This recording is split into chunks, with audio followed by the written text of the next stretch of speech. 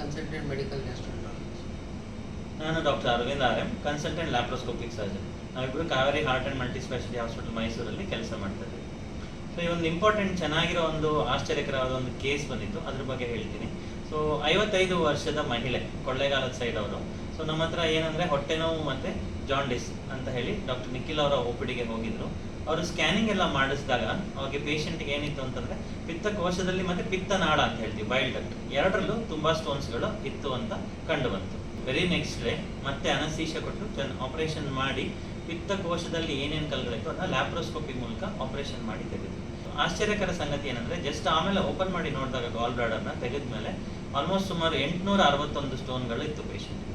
So ಇಷ್ಟೊಂದು ಸ್ಟೋನ್ಗಳು ನಾವು ತುಂಬ ರೇರ್ ಆಗಿ ಮಾಡೋದು, ಅದಕ್ಕೋಸ್ಕರ ಇದೊಂದು ಆಶ್ಚರ್ಯಕರವಾದ ಸಂಗತಿ ಅಂತ ಹೇಳ್ತಾ ಇದ್ದೀವಿ. ಸೊ ಇದಾದ್ಮೇಲೆ ಮಾರನೇ ದಿನನೇ ಆರಾಮಾಗಿ ಪೇಷಂಟ್ ಡಿಸ್ಚಾರ್ಜ್ ಆಗೋದ್ರು.